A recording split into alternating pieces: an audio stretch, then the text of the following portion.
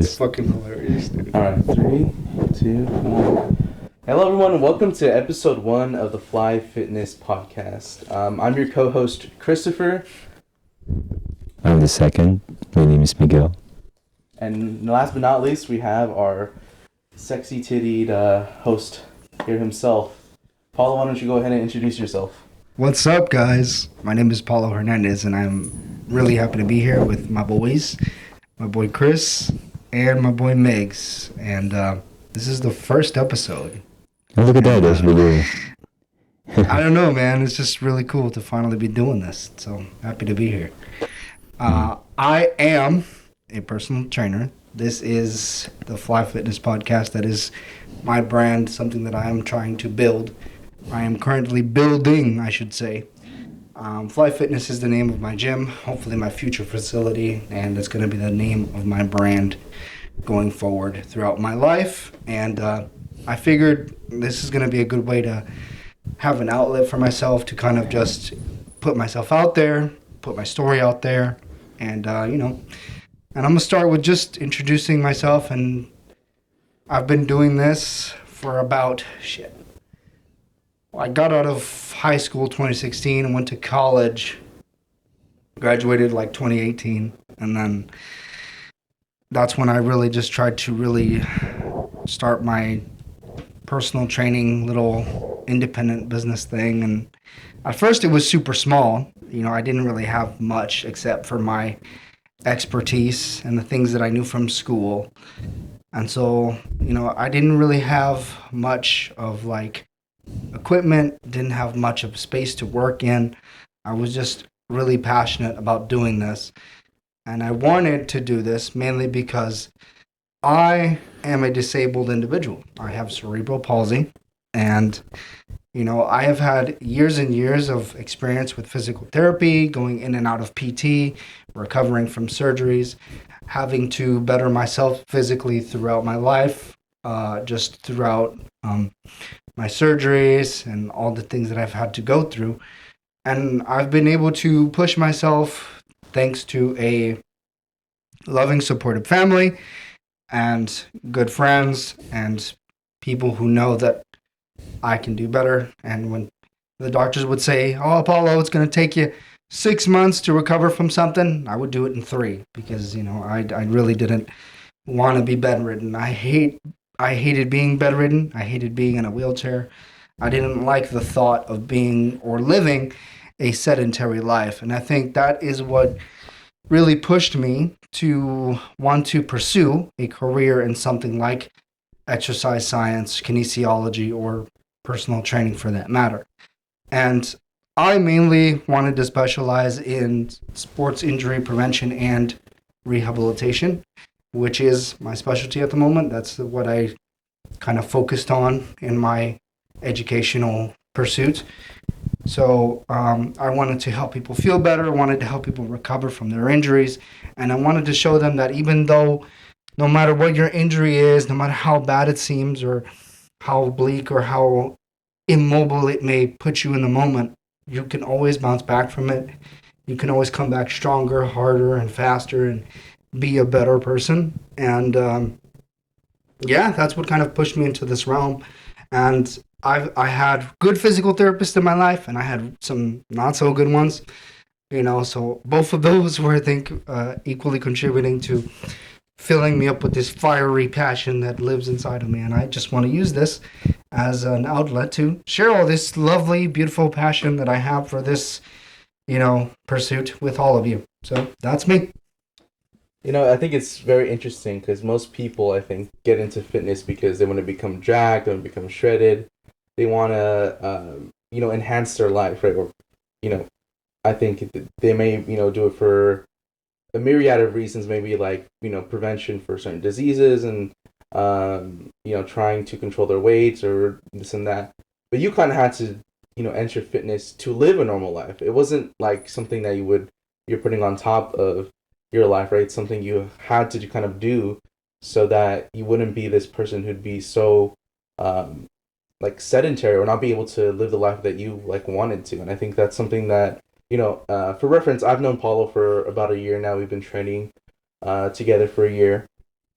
that, and I think you definitely see that. I think when you're training with Paulo, is that he very much has this desire to really embody like doing it yourself, right? And really pushing yourself to your limits, right? And realizing how far you can go, because you had plenty of options to not, again, like try and improve or like get to a place where you could like, you know, function, right? So like you couldn't even walk, but you chose to fight for that. And I think that's, you know, that's something that I really, it's really cool to see, I think, in my trainer, and also just like in a person. And I think that it adds to your history and with your relationship with like fitness itself. Well, thank you, buddy. And you know, I understand that I am not the only one, the only single individual with cerebral palsy doing amazing things. Like I think social media now has exposed me to more of that. Yeah, definitely. And I'm like, man, you know, these guys seem so much cooler than me, you know. Seeing other people with cerebral palsy or other disabilities for that matter do so many amazing things. And I think that motivates me even more. So by no means do I think I'm the only person with cerebral palsy trying to do some amazing shit. But every time I work with anybody, I try to go through the context of like, you know, my physical therapy experience. And like with the context of like, man, you know, it's hard right now, but you know, if I can do it with like limited mobility, limited resources, or you know, limited experience, and if I can get this far with my help, you sure as shit can get astronomically further than I ever could. You know, so I always try to tell people I work with, and Migs could be a testament to this. My buddy Miguel, we call him Migs. Can be a testament. I've always told them like, bro, you if I can do this and I'm this far, you're gonna be 10 times, a million times stronger than me because you have all of your resources, all your mobility and ability at your disposal. It just needs to be unlocked. Yeah. You know, True. Because you know, that's just the way it is. I have, you know, certain limitations, but I always try to push it further and find ways and methods to kind of get where I need to go. And every time I do that for myself, I apply that same thought process, that same resource to the people I work for. And if I don't know the answer right now, you better believe I'm going to find the answer the next time we meet or the next week we meet or the next workout we do, because my brain's always moving. It's a pushing cog to try to get people better, and that's just the same way I treat myself is the same way I treat you guys. Yeah, it's awesome, man. It's awesome. Like, Migs, why don't you take a moment to introduce yourself as well and tell people. So for those who don't know, how long have you been training with Paulo? I've been training for like 7 years. Yeah, 7 years. Like 7 years, right? Since. The more I hear how long it's been, it's like I'm just like, bro, that's so crazy. Like it's crazy. It's been that long. it's been that long We're because freaking old. dude, COVID just happened yesterday. You know, and again too, you know, before Paulo, Migs' only fitness experience was his Switch. Nintendo Switch, right? Ring Fit. Ring Fit. It's crazy. Ring Fit. Dude, I came in this freaking house like, Paulo, let me show you my Ring Fit. And I was like, I was doing the Ring Fit inside this living room. This dude started doing squats in my living room. That's And crazy. the problem was like, squeeze it hard. I had to put that freaking ring between my legs, you know. It's like squeezing it. That's crazy. What kind of game is this? What the hell? It's a ring fit, bro. They gotta test your glutes and everything, and you test your core and all that stuff, you know. But it's like a video game. It's on the Nintendo Switch. But And how did you feel? Did you get anywhere doing the Ring Fit? Was that is the was that- craziest. That's the craziest part. Was man. that profitable for you? Dude, I'm already tired doing that ring fit. It's all cardio, bro. What got you into doing like the initial like Ring Fit as opposed to just like going to like the gym, like any non-conventional. So it just started. Yes. What made Ring Fit your first choice? Yeah, it really just started because it's COVID. Remember COVID, Oh, and right. we're all inside the house, and I need some activity. You know, I gotta be entertained. Like I want to walk. I can walk or run in the neighborhood, but walking or running just brings you like the halfway through. And I found something because since I had a Nintendo Switch, I found something in the internet called Ring Fit. So I tried that one. I bought all the freaking equipment. I went to freaking GameStop. Remember the GameStop in the corner? Mhm. Yeah, that's gone.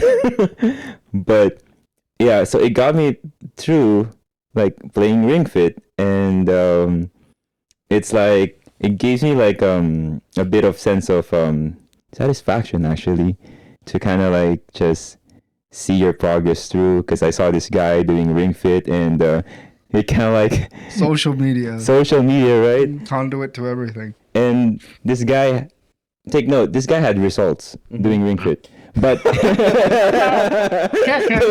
that was the funniest thing. This guy had results doing Ring Fit, but he has he kind of like he was capping out with his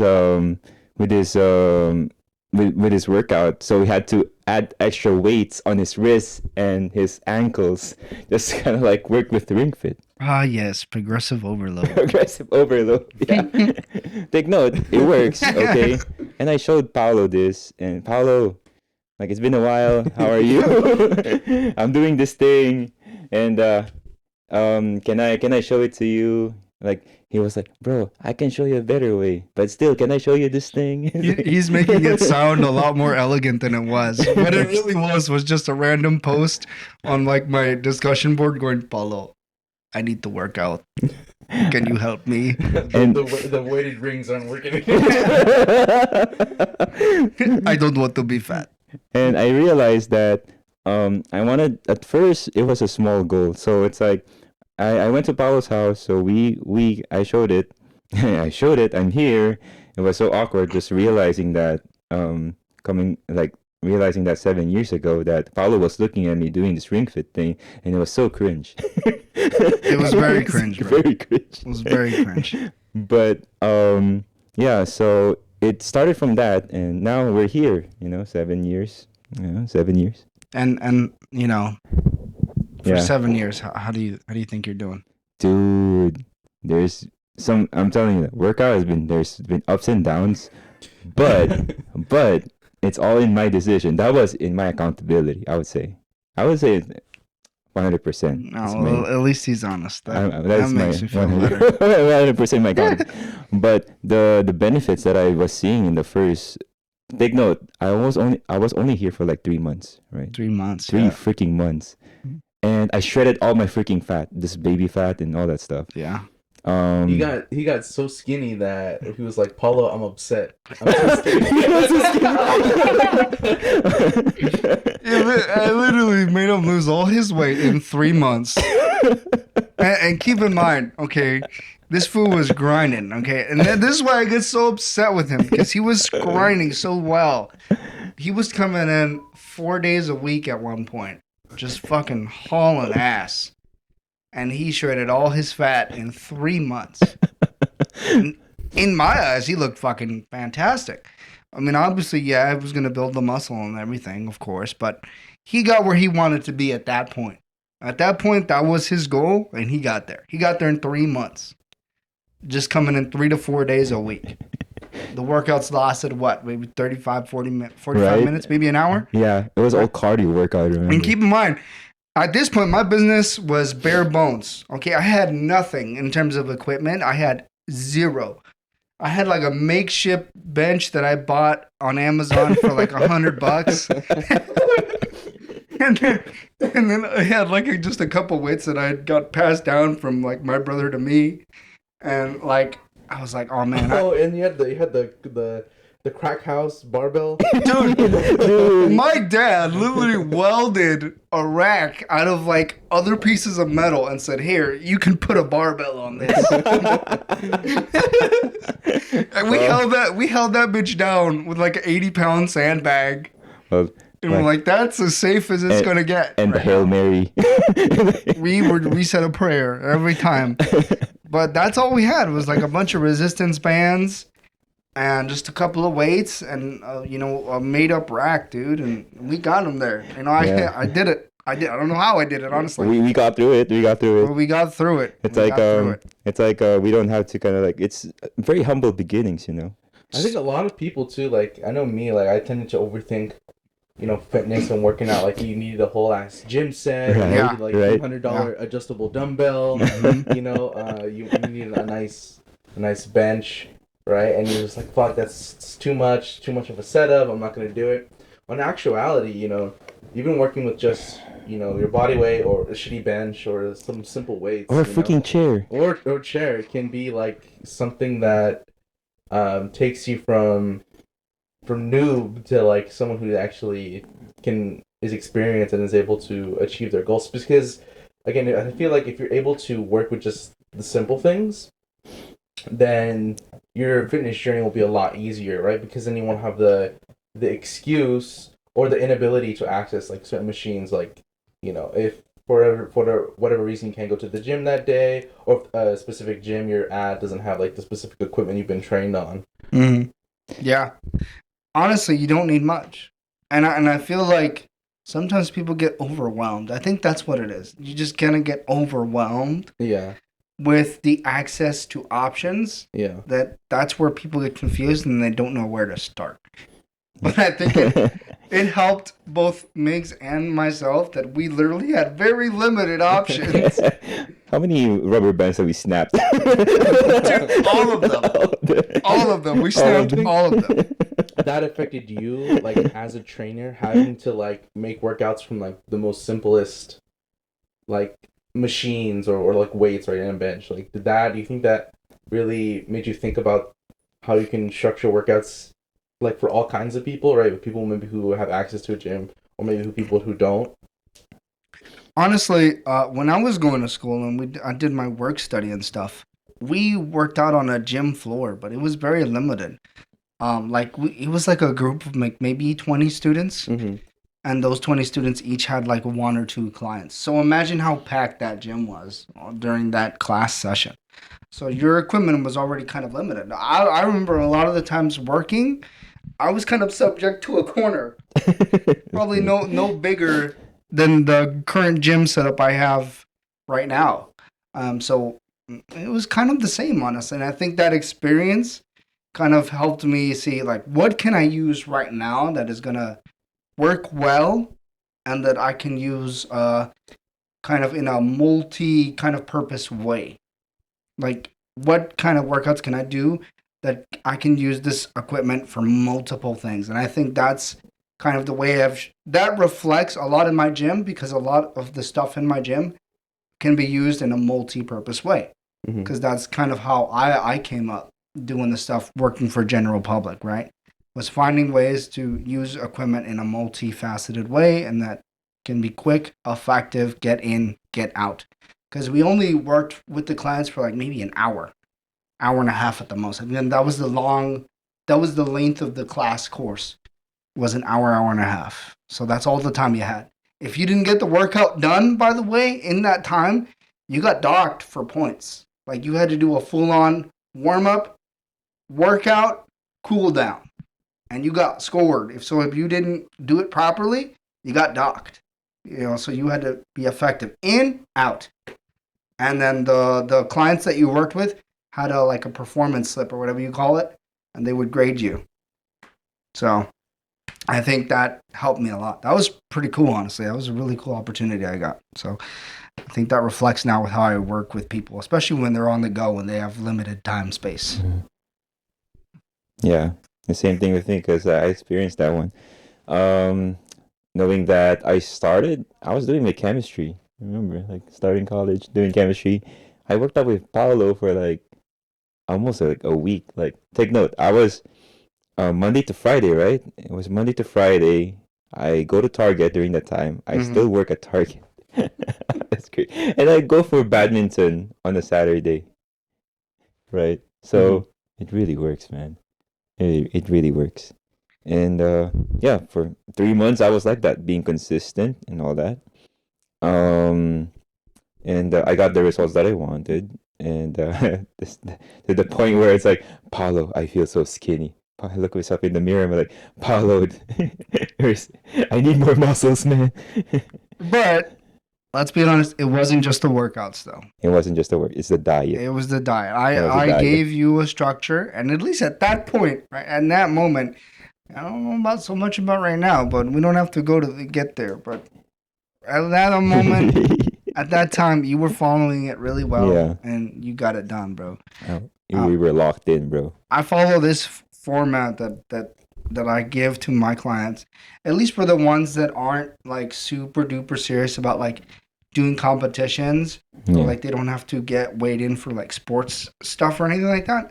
I'm talking just bare bones, general public people that are just trying to get healthier, right?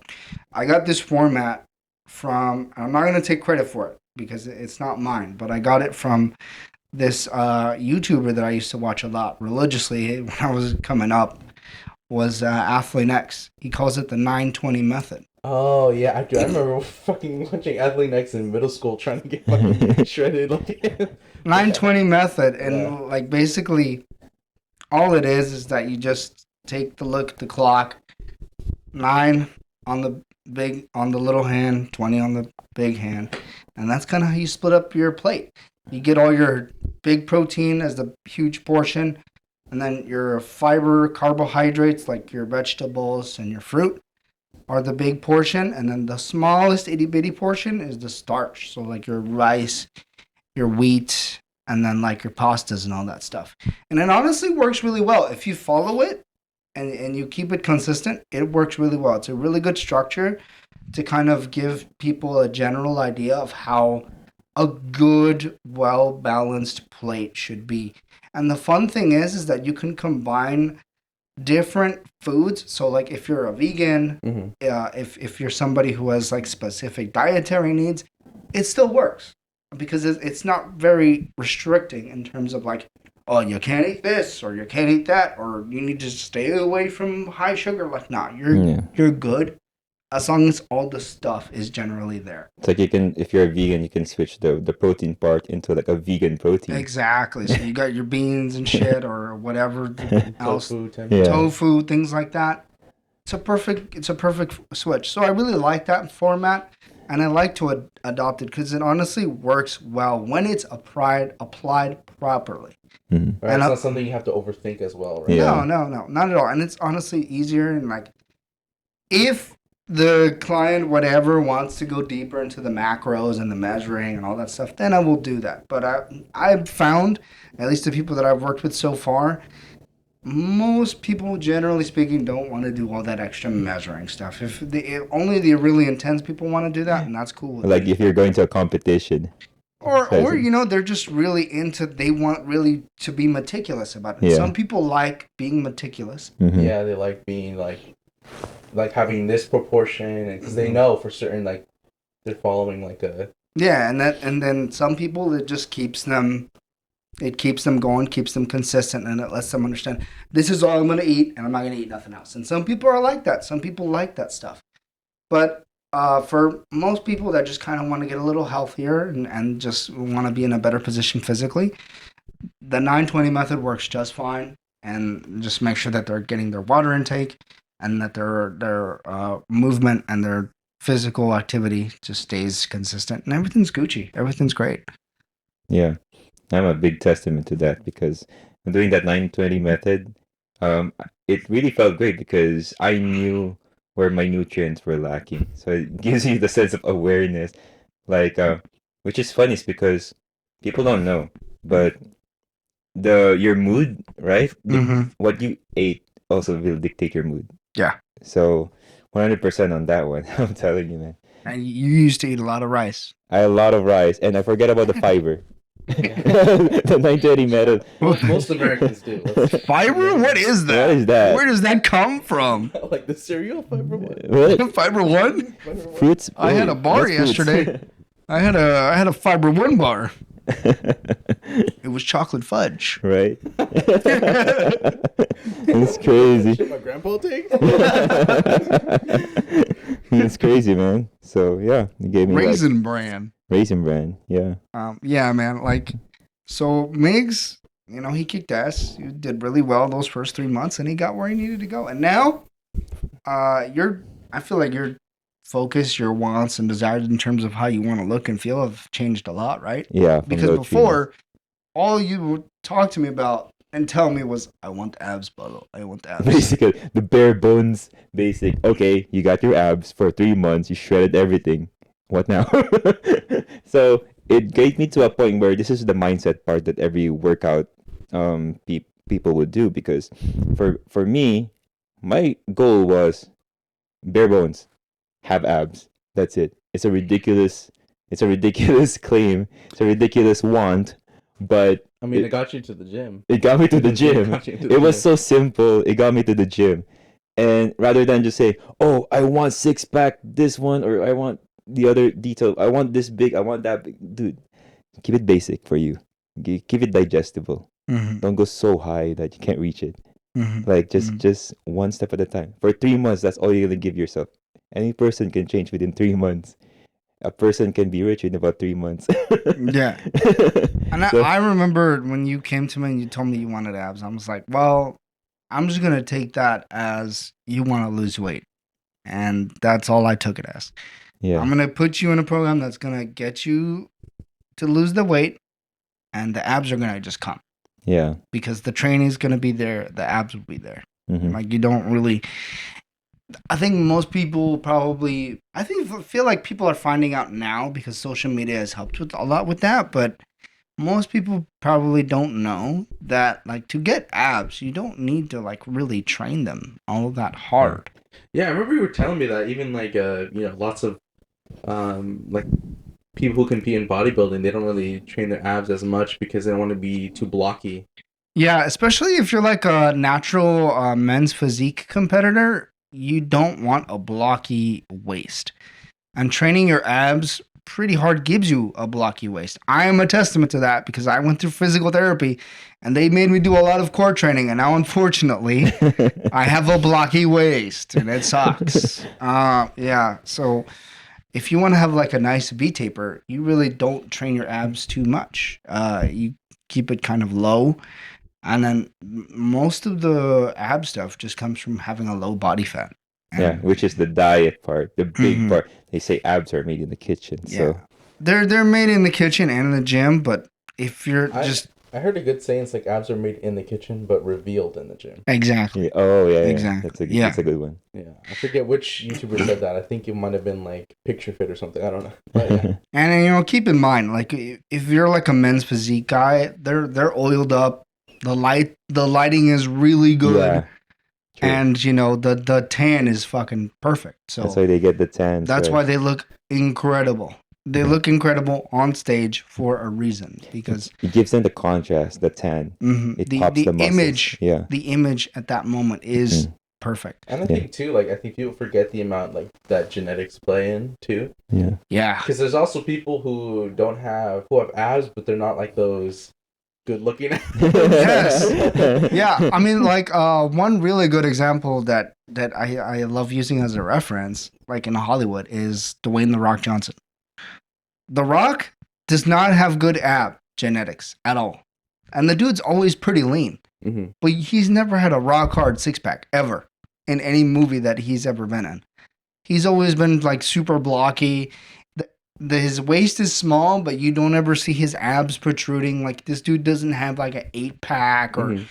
sometimes he has a 6-pack, barely a 4-pack if you ever seen him in the movies. But the dude just doesn't have good ab genetics. But obviously the dude is lean. Uh-huh. The dude it works out. Got good genetics mostly everywhere else. Yeah, you Yeah. know. So sometimes it just doesn't happen. Maybe it's because he's Samoan. I don't know. Maybe they're just big dudes naturally.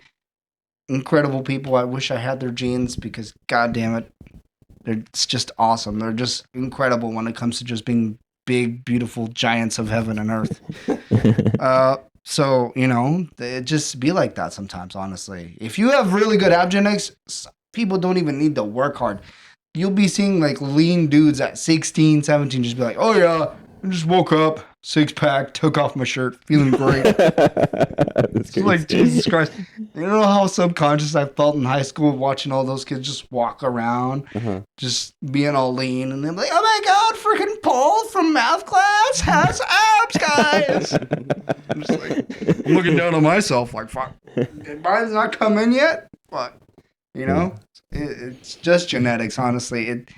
It plays a big role with people, and sometimes it can kind of mess with you, give you this weird idea that, maybe you're not working hard enough, you're not doing enough, or whatever, you might be feeling in that moment. But it's okay. You can still look great in your way and in what your physicality is. Make the most of it. Make the most of your physique. And if you have a good point of view from a trainer or a buddy that can really see the best aspects of your physique.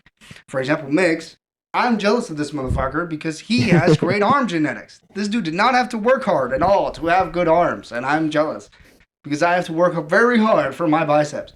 This dude does like one set of bicep curls, and he's just like, oh yeah, look at me, Paul. I feel great. You see me? And I'm like, I hate you. I hate you. I hate you so much. The back genetics too, bro. Sometimes it just works in your favor. So do what works in your favor and accentuate that. And I Yeah. think that's also a job of a trainer is to accentuate your best aspects. Make the most of it. Yeah. And I got lucky with a lucky encounter with you too. So yeah. I got lucky in life. to be Yeah, honest. man. It was- We were a perfect example of client turned friend. I've known this dude 7 years now. He comes in my house, eats my food. it's Steals your coffee. Drinks your dad's coffee. Oh man, the coffee, bro. Oh, so good. So, it's great, man. It's great. Yeah. I'm really happy. And when I took on the project with him, I remember feeling like, I was the guinea pig. shoot, man. I was the guinea The pig, bro. project, you're like, this is Like in all This is the gonna get I real. respect you. like Let's do it. like legit. I'm the guinea pig. Like the every dangerous thing maybe dangerous. Because thing. I worked with other people before Megs, Yeah. but Yeah. they were like not consistent. They kept coming back, going away, coming back, Yeah. going away.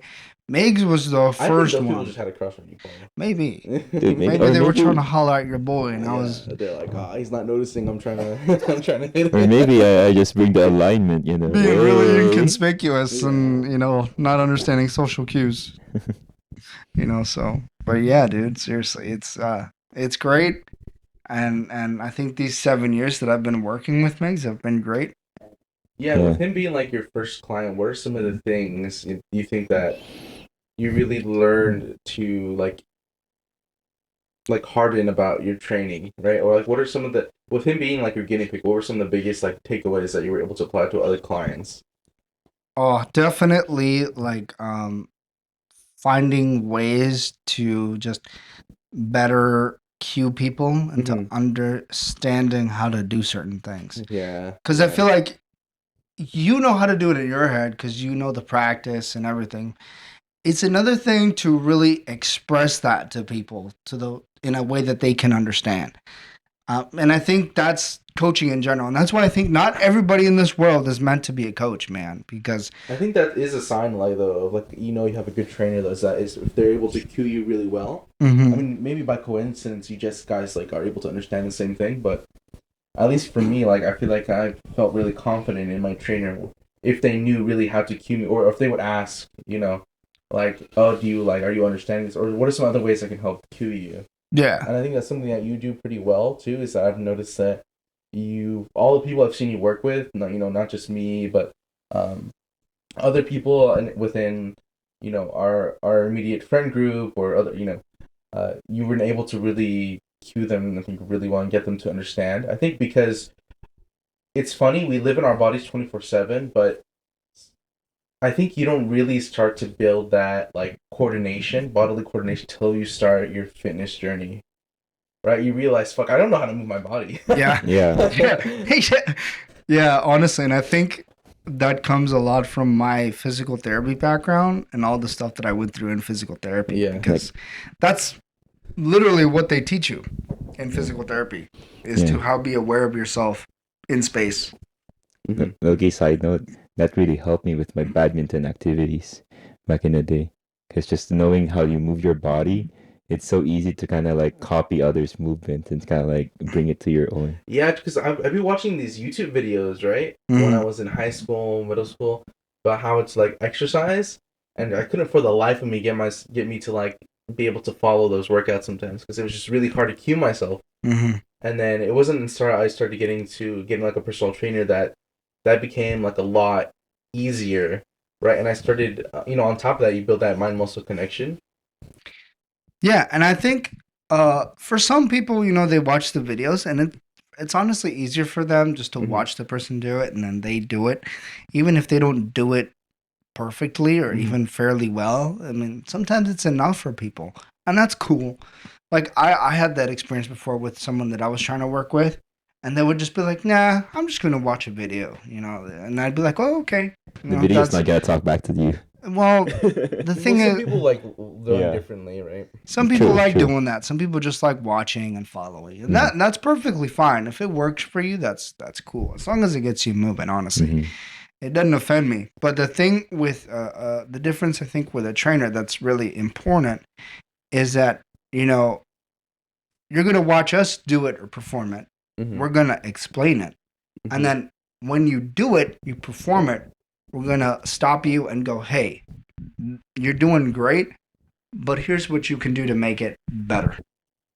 Here's what you can do to really refine it and get the most out of it. And that's where trainers really do come along and kind of push you to that next level.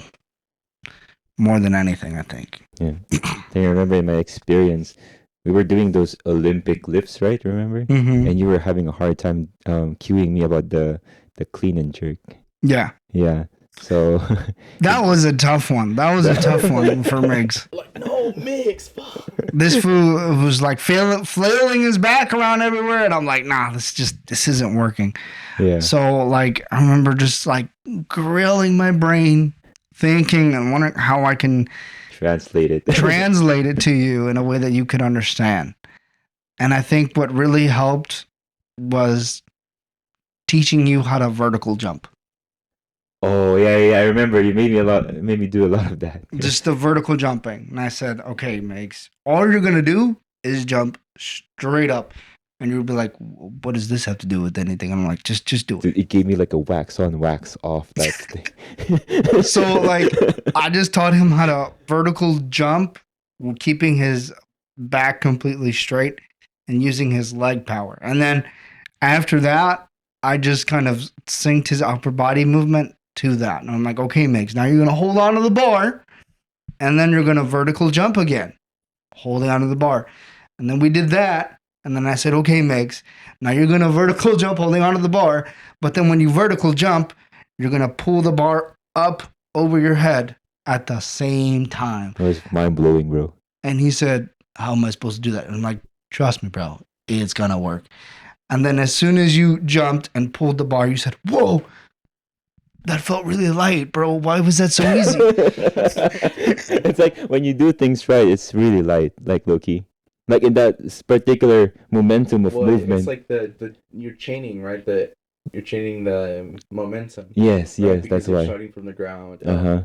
Right, that's something I think I learned a lot in doing Muay Thai is, how the power comes from the chain. Yeah. That starts from like when your feet touch the floor and how that moves through your body, right? And then it comes out. True. And that's a lot of the stuff that I learned in school was that like you needed to learn how to like start from the ground up of the person's foundation, both anatomically, kinetically, and understanding how they move and what moves first. Because everybody moves differently. Mm-hmm. Some people kind of move kind of awkwardly. Some people move their lower body first. Some people even lead with their chest, I think. And that's a lot that I learned in physical therapy is sometimes when people walk, they don't lead with their lower body. They lead with their chest. Mm-hmm. It's kind of a funny thing when you start to become conscious of that and you see that in people and you're like, oh, man, that guy's really should adjust his posture. Right. And it's like I'm helping my mom, right, to carry heavy stuff. Then I remember Paulo's Olympic lifts. Really helped me out with the functional strength. So, like adjusting my back, Because I used to carry a lot of heavy things, and my back was curving, and it really, it was really bad. Yeah, too. And I think too, as someone who has like cerebral palsy, like you inherently are going to move differently, right? Like I think for you, your whole life, it's just you're moving throughout this world differently. Yeah, I'm crooked as hell, man.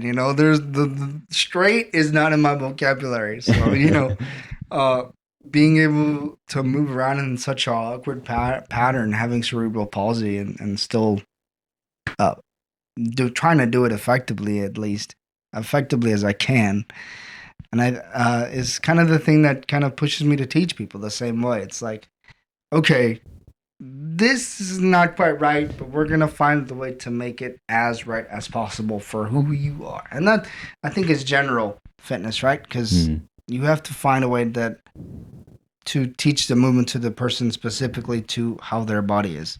Because some people have longer arms, some people have shorter torsos, things like that, etc. Right? Yeah, gives you like sense of awareness, like body composition wise. I can like for as like a normal person for me and Chris has a longer Femur? yeah he Femur. might have a longer Femur. femur, man. Yeah, Chris has long femurs and a short torso, and then Migs is the exact opposite. That's crazy. His man. whole body is just these Filipino cows. I mean, like we make fun. It's like those just Asian weightlifter genetics, bro. That's just how you're made. You're just perfect for that shit. What can we do? Yeah. And so back to the whole teaching you Olympic lift stuff. It's like once I got you to do that movement, everything else was just fine tuning. How to properly pull, where Yeah. your grip was, etc. I noticed And- that the concept that you made was you broke it down to singular concepts, just one movement at a time. Complex, bro. Yeah. That's what it was called. Yeah, Like I made you do complexes. yeah, So we took, like, let's say, for example, like a snatch, mm-hmm, and you just break down the movement. You start with the deadlift, mm-hmm, and then you do the hold, the Yeah. hinge, yeah, and then from there you do the high row, mm-hmm, and then from the high row you do the all the way up, the Yeah. actual clean. yeah, So then you do it all together at the end, yeah, and then you just break it down, repeat, yeah, and then that's kind of what got you there. And I think the most you cleaned working with me was what, one. I think I got you up to 155 yeah. I think so. at the most. You always have the numbers, man. You always have the numbers. I just do the movement. Yeah. Something like that. Maybe I'll have to check the archives again because I got it on the video.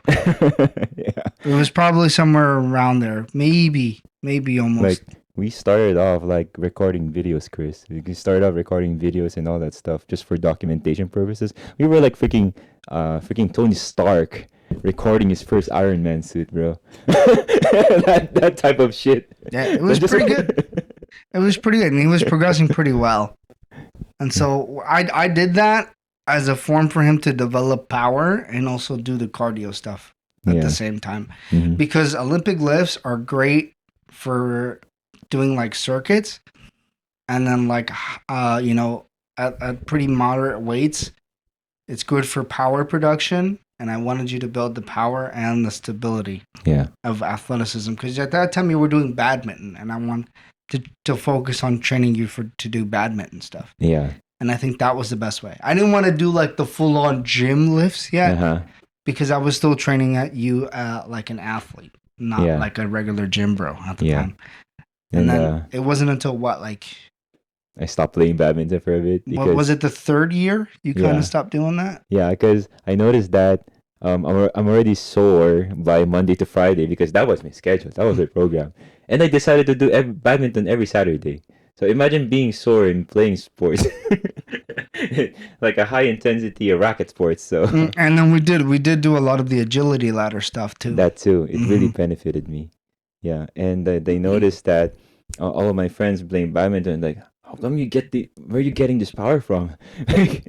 Like my freaking hits were like shooting like bullets or something. Now I get control. That control is the technique. The technique is on me now. So It was really thanks to this guy right here.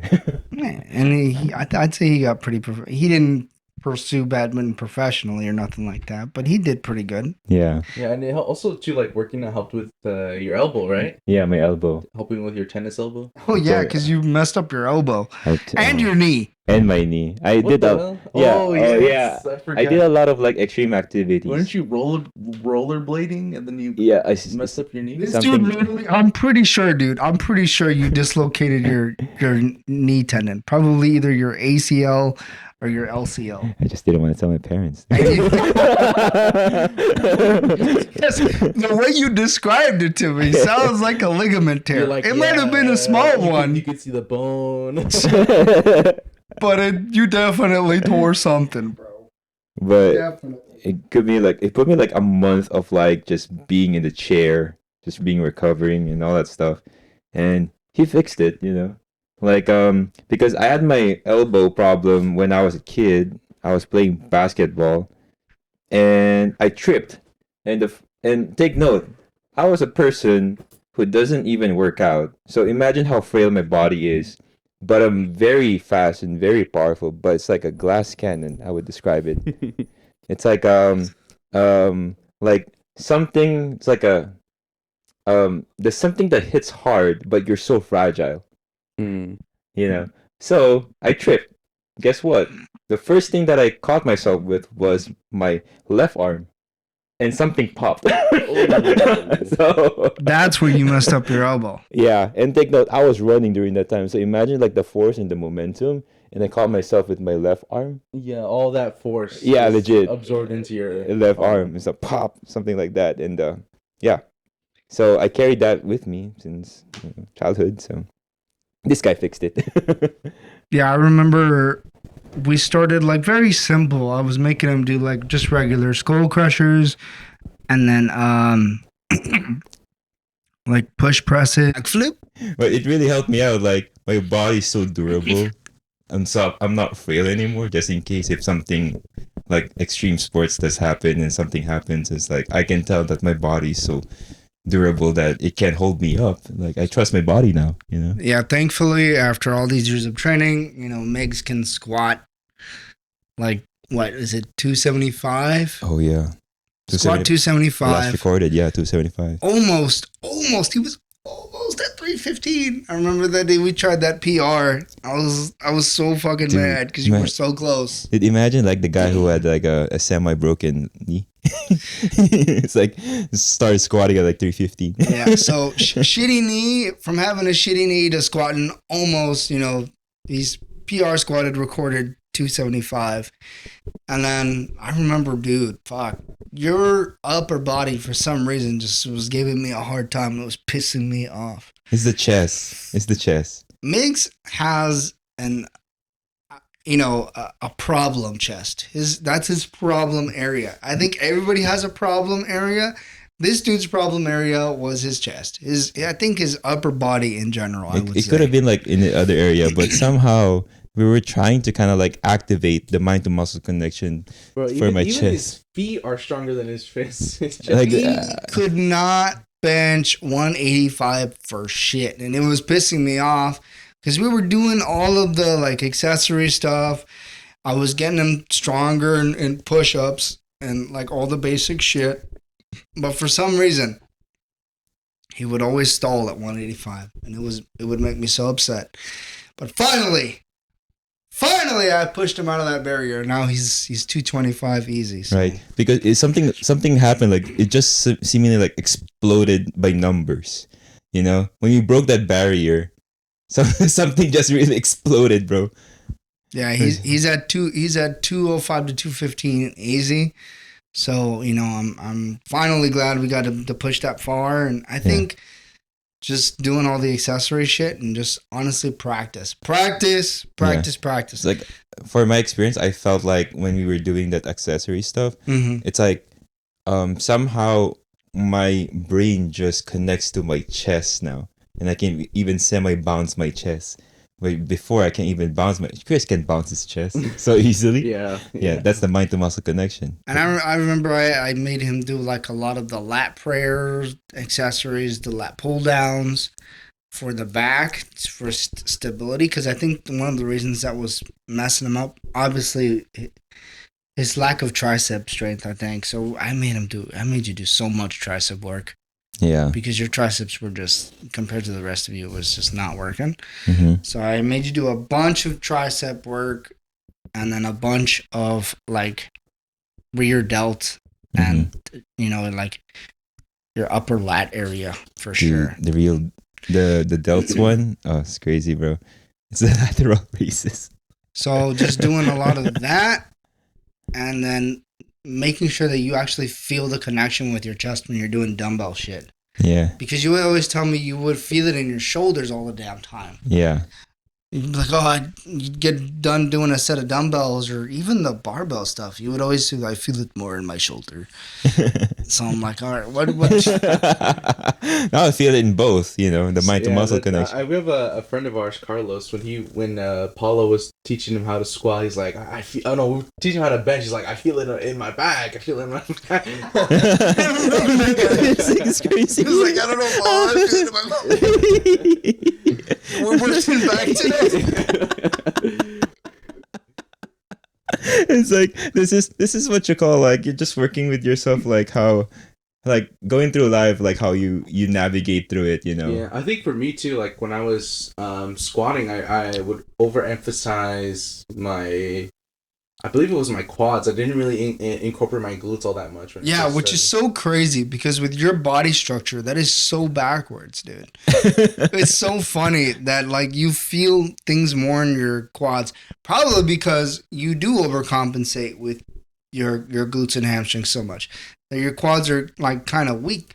But when you squat, it's like for some reason you lean forward a lot, and so all the weight just goes to your quads instead of going to the stronger part of your body, which is your hamstrings and your glutes. Yeah, I didn't really like.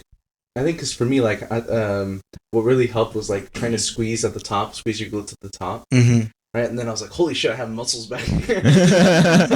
It gives you a sense of awareness now. I think it goes to show that our bodies have these sort of biases that we don't really iron out until like again we have maybe like a trainer like pointed out, or we're like, hey, like I'm not feeling this in the area that I'm supposed to. And like people can work out for years and not realize that they're overcompensating, right? Because it just feels so natural for them. And I think like when you have somebody with a formal education in things like anatomy and biomechanics, it's the little tweaks that make the big difference. Like it could honestly be me moving Megs or Chris like an inch in a different direction, and then they'll be like, what was that? You just reach a new PR right there. What just happened? And I'm like, yeah, bro, I'm a freaking magician.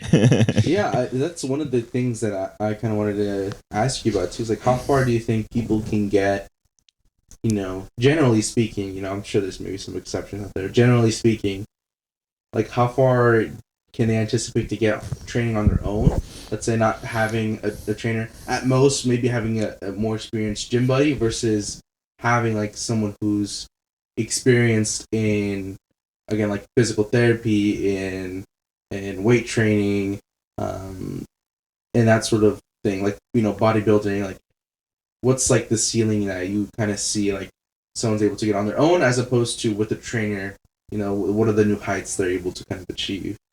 Well, let's say, for example, you have a buddy, and your buddy's been going to the gym for a pretty long time. Let's say maybe 10 years. Or Ring Fit. Hey, it's crazy. He's not Ring Fit.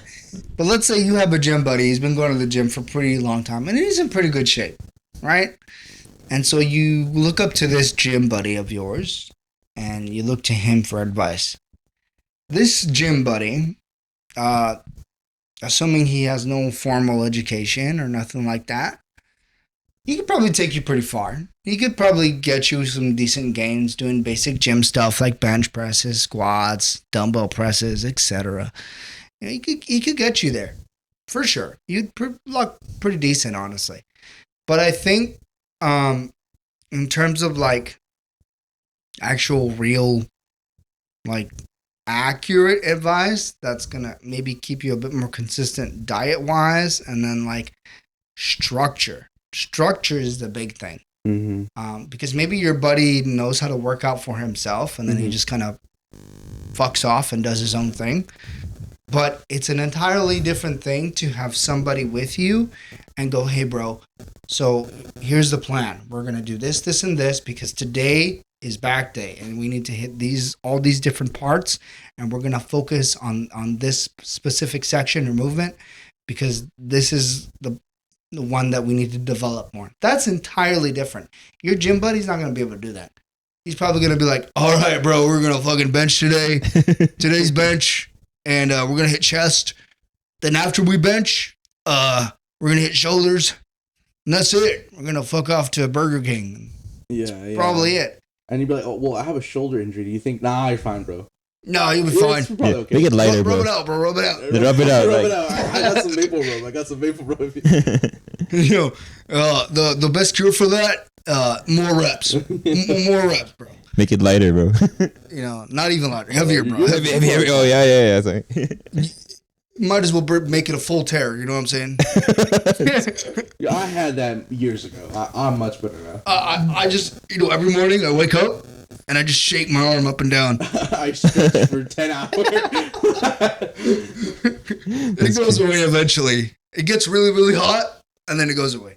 Oh, shit.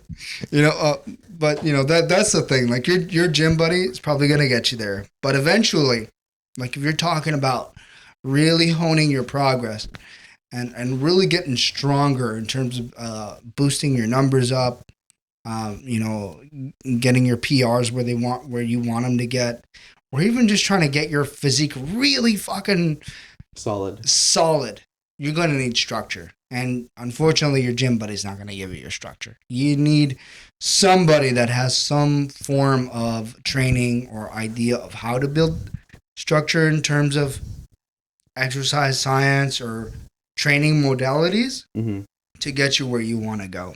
Otherwise, it's going to be kind of tough, honestly. You're going to probably stall for a pretty long time. So structure is the main thing. Progressive overload, like I said before in a joking way, but progressive overload is like a serious thing. You need to document it. You need to know your numbers.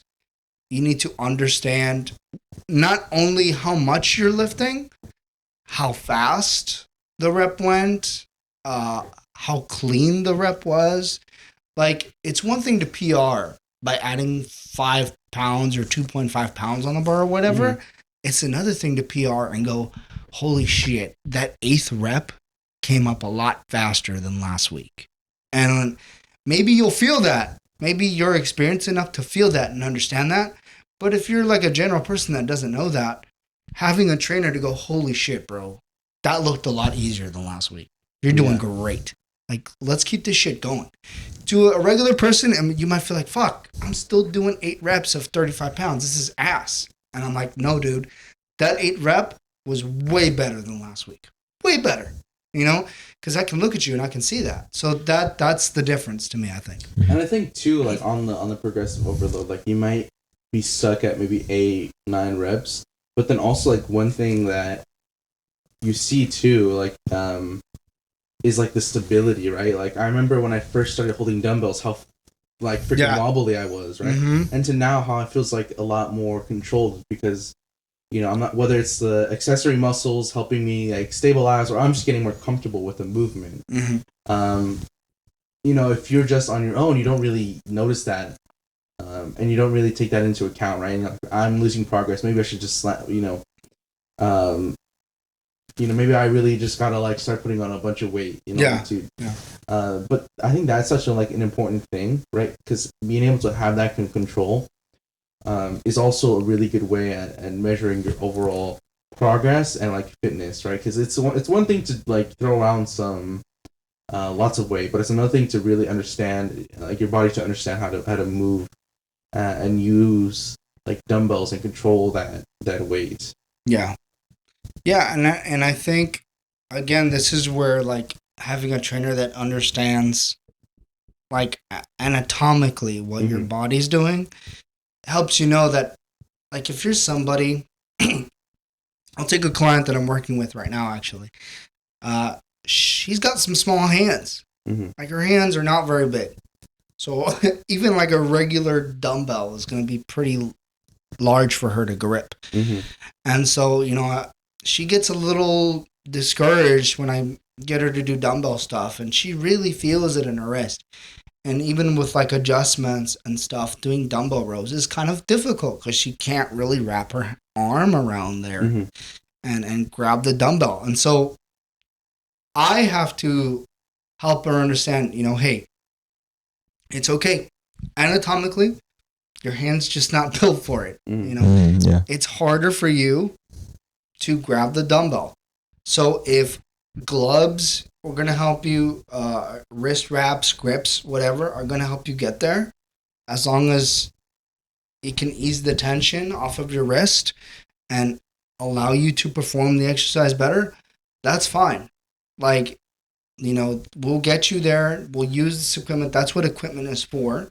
And that's what this equipment is made for, to adjust and help people. And having a trainer to help you realize and go, because maybe if you're by yourself and you can't grip a dumbbell because your hands are too small, you're just going to be like, maybe weights aren't for me. Maybe I'm not going to do weights. And then that's going to be kind of discouraging. And then you're not going to go to the gym anymore. Or you're not going to want to pick up weights anymore because you can't. So having somebody to explain to you like, hey, your hands are just small. Maybe try a different grip. Maybe try holding it a little more around. Get a little bit more of your forearm in there. Or if not, let's go to grips. Let's go to gloves. And we can try that. Being able to take a step back with somebody and try different things to get you where you want to go is the importance of having a trainer that really understands is going to take the time to help you and get where you want to go. Because it is possible. It is possible if you have somebody who's patient enough. It's amazing, huh? Yeah, that's my experience, Yeah. But I'm curious, like, Chris, what was kind of going through your mind when you would work with me? Like, did you have like questions or did you have like concerns?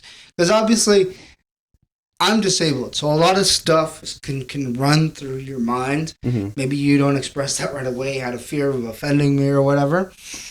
For me, actually, it was the complete opposite, right? Because I've noticed, right, that if someone with like a disability, especially something like cerebral palsy, is doing something, not only are they going to be competent, but they're going to like know the ins and outs. Because in my experience, right, because you have a disability, I know you're going to get judged, right?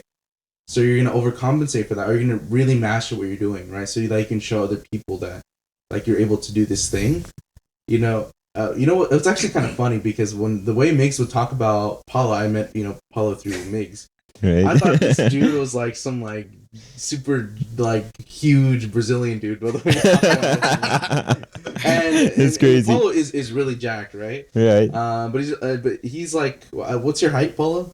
I'm like 5'5" on a good day. 5'5" on a good day. So I was like not expecting this, but I think I kind of knew that. I'm like, like he may not be like this huge Brazilian guy, meaty tan, but he knows his shit. I think I got that within like the first hour I was talking with Paulo, because I think it's really important for me, and luckily I've had trainers who I've really clicked with. But at least for me, like I've always really appreciated trainers that liked getting questions and liked explaining like why we do certain exercises and the mechanisms behind those things. I've always been a very like methodical guy, so like if I'm doing something or I'm learning something, like I kind of want to know like why we do the process instead of just learning the process, because I think this helps too when you're on your own. You have to figure things out, right? You kind of understand the process, and from there you're able to figure out things on your own. Maybe you develop your own workout plans because you've been able to internalize that knowledge. And I kind of got that vibe from Paulo, like even from the first time I met him. It's like he really knew his stuff, and he was also kind of a nerd about fitness, which like I really appreciated. That's right? the key part, Chris. The nerd about fitness. I am a nerd. Like literally, I will spend half of my day reading research papers, and that is the highlight of my life. You gotta. And like watching videos. By the way, I learned a lot of like when it comes to strength training, like getting people strong. I learned a lot of the stuff reading the articles from the people that don't know. Elite FTS is like the best place to get all of your strength, like training, all of that information for absolutely free. It's an entire database that maybe only a small population of people know about, right? And it's totally free. Totally free. You don't have to work hard, and you don't have to work hard or look for it any other way. It's totally free. You go online and you can watch a bunch of videos, read a bunch of articles. And that's where I got all that stuff. That's how I learned how to get people strong. Dave Tate is a great guy. He owns the company. He's been a really big mentor of mine, and that's where I learned all my stuff. Both biomechanically to get people strong and just like training modalities, the conjugate method, things like that. That's how I learned all that stuff. And just absorbing all this information that is just out there for people that you don't have to go to a school to learn necessarily. I think that's what's really helped me be a good trainer and learn different aspects of training and how to get people strong and healthy. Yeah. I am a nerd. I'm a nerd. There's no other word That's to the key describe part. me. Like you gotta sail that boat with the nerd, you know. You're gonna win. You're gonna win in life. And I think it's the concept where it's like I think Paul and I had a conversation about this one, Chris. So it's like for someone with cerebral palsy, he trained my legs to the max, bro. And it's like in his gym, bro. Like he's like the only one who has chicken Yeah, legs. and if you don't think that this dude trains his legs because he has cerebral palsy, you'd be very surprised that this dude, not only does he train his legs, but he be putting on some weight too. And Right. when he first started, I think he was telling me that he even started with like, he couldn't pull a sled necessarily in maybe the same way someone like me or Viggs can pull a sled, but this dude did a bear crawl. That's crazy, and, bro.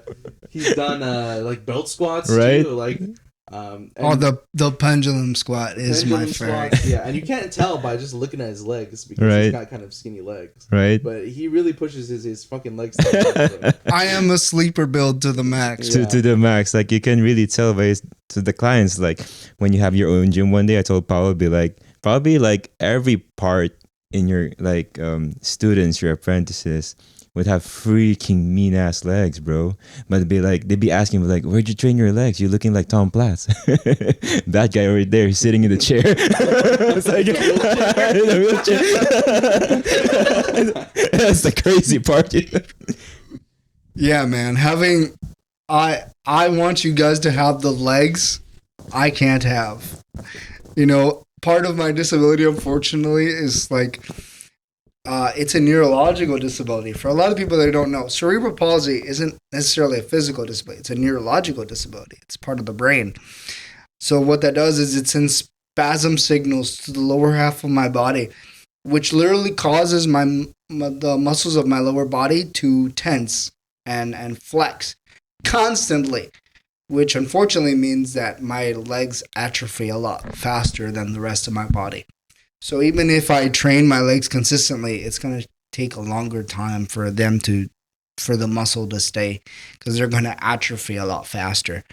So my legs look really skinny. I got skinny legs, it is what it is. I got chicken legs, but they're still strong and they're still powerful. So I want you guys to have the legs that I can't.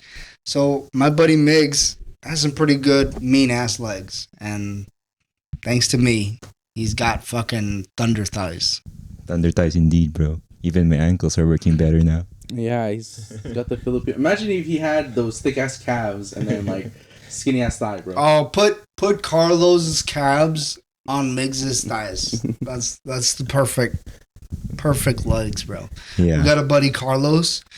He's just a Guatemalan god.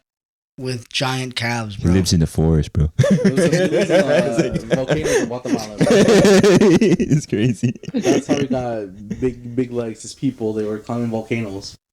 Dang. And he doesn't even squat. He doesn't even train his legs other than Running. running, Yeah. Yeah. which is so funny. Remember when you trained Carlos for a bit? Like, you basically helped him out with his a little Yeah. his squat. And, I taught him how to squat but it's like properly for the first time, and it Right. blew his mind. it blew his mind. He felt it in his. I think he felt it in his back. This is my legs instead Is of my lats, Paul.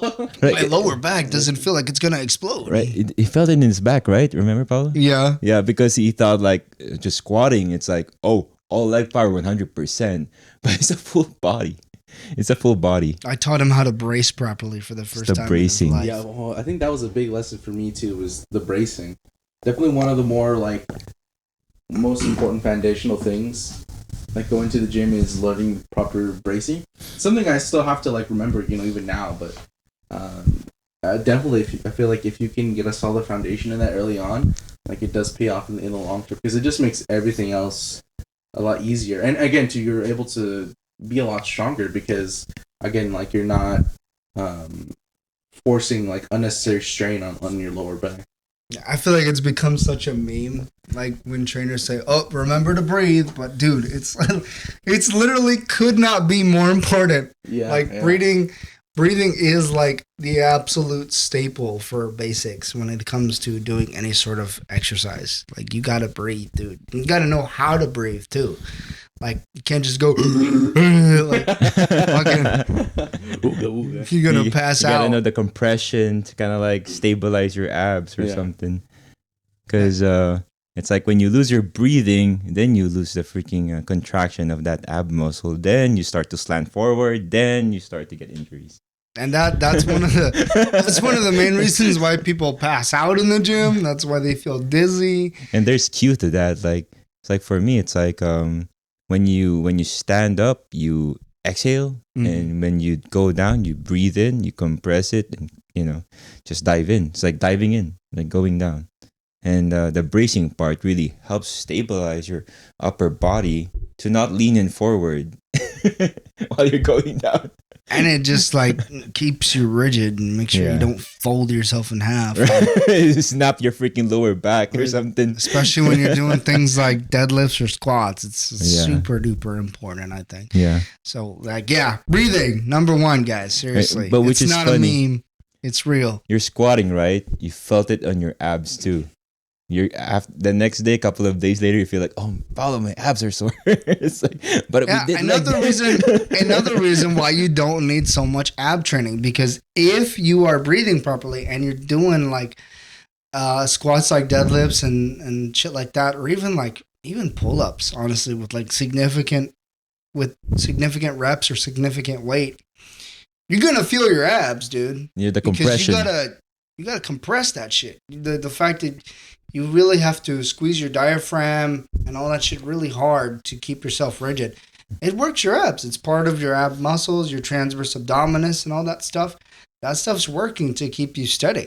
So, I mean, that does work your abs. So Yeah. you don't need to do too much ab stuff to have good, strong abs, or a posterior chain for that matter. Yeah.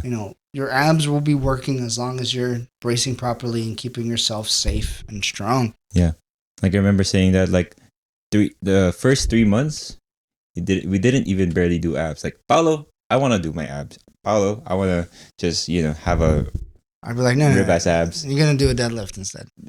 Right? It's like, when are we going to do abs? You've been doing it for 1 week. No, especially when you started doing the front squats, bro. Right. Doing like When front are you gonna do the squats. ab wheel, Paulo? You've been doing it. It's like you just did a front squat, bro. You didn't feel that in your abs? He's like, oh, well, now that you think about it. There's another story. It's like with Carlos. Remember when you were teaching him how to bench press properly, but he felt it in his ass? It's like No, bro, he felt it in his lower back, and I kept having to tell him to use leg drive. Our buddy Carlos does not like using leg drive when he benches Benches. for shit at all. I only use it for running. It's like, yeah, chest, and then his legs, whee! You know, they're just up there not doing shit. So, But you gotta remember that even if you're lying flat on the bench and you're doing bench, it's a full body workout. you gotta use your whole body to do it, man. Yeah. You know, and if you do it right, you're gonna feel your whole body. Like literally yesterday, I hit chest with my mom when we did incline press, and my glutes, bro, my glutes are sore. I'm just pressing my fucking feet to the floor with an open pelvis like this. You can't see because it's a fucking recording, but my legs are open. Right. You know, so that position just fires the fuck out of my glutes. You know, so if you fucking stabilize and use leg drive, you're gonna feel it. It sucks and it feels good at the same time. You know, so do Yeah. your exercise properly. Use leg drive. Yeah. Well, like you see those gym videos, like those montages. I see those arches. Have you seen those arches? Oh, like Like those the those super- really extreme ones. Yeah. Have you seen those really extreme arches? Like they're like That look, benching. people look like they're contortionists, That's crazy. trying to snap themselves in half. That's how I feel though sometimes. It feels like that, but some people be taking that shit to the max. Yeah. bro. Yeah, because there's like an arch. Okay, it's an arch, but it sounds like your body. It's like your it's like your back. It's like folding to one end of the other. Yeah. It's like You look like a freaking bridge, bro. Just a Yeah. rainbow. Yeah, there's like a certain, Reading rainbow. That's Right? you, bro. That's what you're trying to do when you're bench.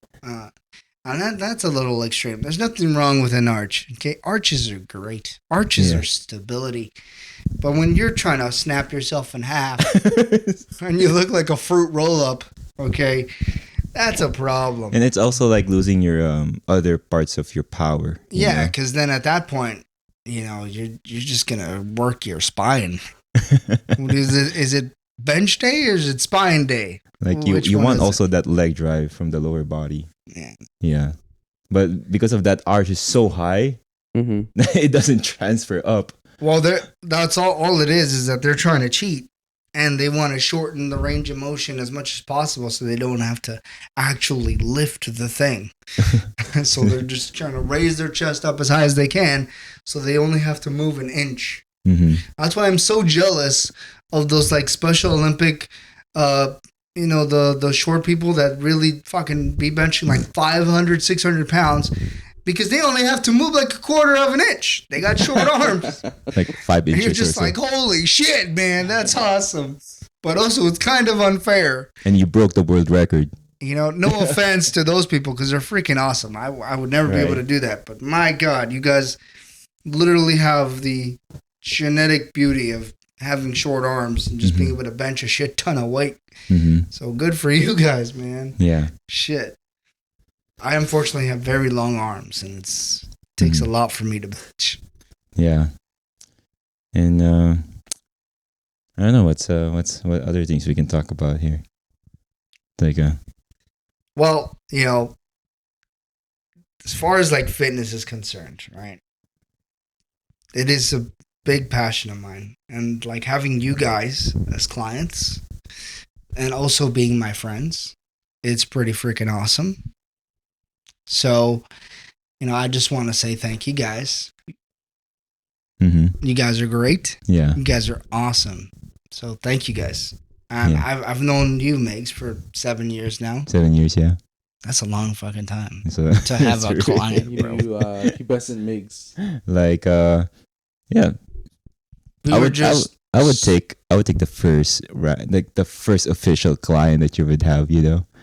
technically you were my second. Like I'll take the first official one, But bro. you know, he wants to call himself the first, so I'll let him have it. I'll let him have it. Yeah. But you know, I think anybody that wants to be a personal trainer or get a personal trainer or has even maybe come across paths with me or my page, or there's another personal trainer out there that you've been kind of skeptical about, or even working with disabled people in general, okay? Give them a chance. Yeah. I think. Give us a chance. Yeah. Because at least speaking for myself, I give a fuck. Yeah. Mhm. I love my job. Yeah. This is not a plan B. This is not a hobby for me. Yeah. This is all I've ever wanted to do my entire fucking life. And you're a nerd about it. Because... I've dreamt about it, bro, since I was a kid. I've thought about it. I've slept on it, and I would just think, how can I do this for a living? Because I like it a lot. I remember going to physical therapy. At first, I wanted to be a physical therapist, by the way, because that's the first thing I got exposed to was physical therapy. So I thought, I want to do this, because who better to be a physical therapist than somebody who's been through it their entire life. That was my thinking, my path. But then, like, as I started to do research, as I started to learn what physical therapists do, I'm like, that's cool, because we learn about anatomy and stuff, and we learn like about like the bones, the structures, the biomechanics of things. That's cool. But they don't necessarily fix the problems. They just create solutions and maybe put like kind of Band-Aid solution on it, but it doesn't really refine it. It doesn't really reinforce the getting better. So like what spectrum or what area do I need to go to really push people to get better physically, get them stronger? And then that's when I learned about exercise science. And that's, when I learned about personal training and being a strength and conditioning coach and stuff like that. Yeah, I think you got me through it with my what do you call this? Broken elbow and a broken knee. Yeah. It's like legit. And just almost freaking squatting, right? Squatting 300 pounds. And that's kind of where I just apply all that science and mold them together, because PTs are important. And I think that recently they've been getting a lot of bad rep in social media. They're like, oh, PTs, nobody needs PTs. I actually heard from a former physical therapist of mine that they're getting so much less and less work because people think that physical therapists aren't as important anymore. But then those same people go to like a chiropractor. Exactly. Exactly. And it's all bullshit. And I think, first of all, chiropractors are great, but they don't solve anything. They just relieve tension. Physical therapists, however, they actually have to learn anatomy. They have to learn biomechanics. They help people, bro. They're important. People that go through like strokes, people that have injuries, they need physical therapists. People that have heart problems need physical therapists to get them rehab, to get them strong. So physical therapists are important. So I love that aspect of my knowledge, and I hold it very dear because it's literally what's got me here. But I think physical therapists should work together with exercise scientists to really refine the things that you learn in physical therapy, and not only have a better, way of living, better quality of life, but become stronger too, more strength, more stability, more sturdiness in the things that you learn in PT. Because it's not about just getting better. You should get stronger too. It's like and prevent that stuff from happening again. Right. It's like a times 2 from what you were before. A higher level from what you were before. Yeah. And I actually worked with, she was a family friend of ours, and she got into 2 consecutive accidents back to back. Crazy, right? She got into one accident, went to the hospital, came back. Then I think a couple of days later or a week later, got into another one. Oof. And got injured in the same area, which was her shoulder. So she went from like, I think was like a bruised, abrasion in her ligaments to like a full-on tear. A full-on tear in her ligaments. So she crazy. Messed up her shoulder pretty bad. So she was going to PT and she was doing strength training with me to reinforce the things that she was doing in PT.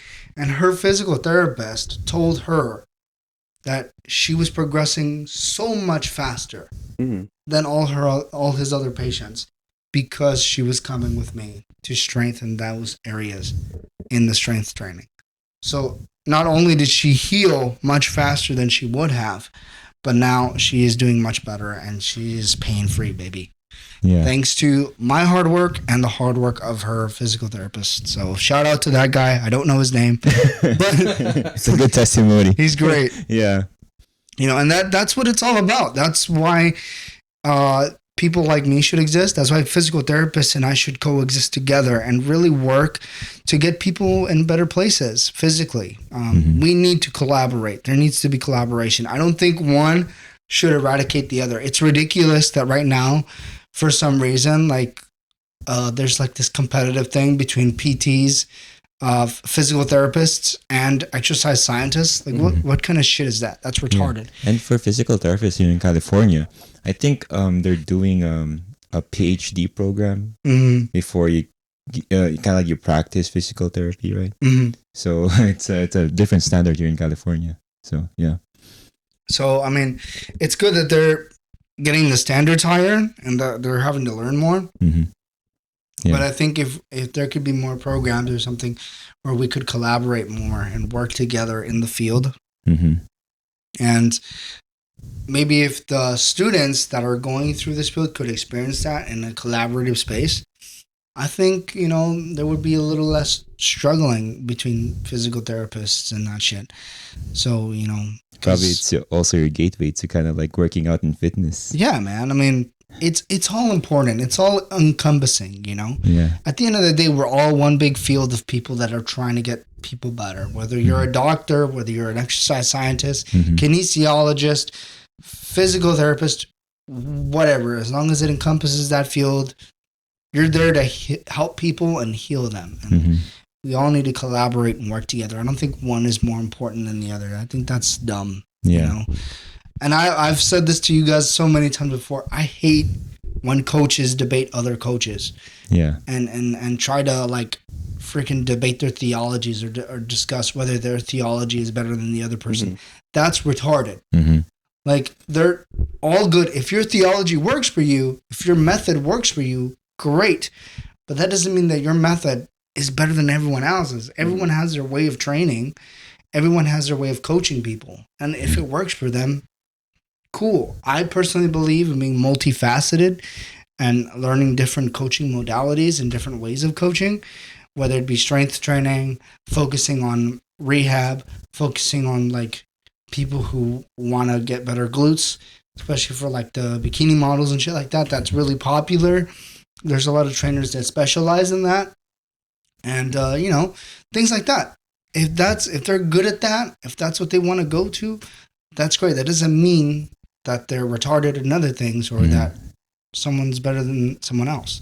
That's dumb, you know, because we all are just one big cog of people who want to get people fit and strong and want to get them to feel better about themselves at the end of the day. Yeah.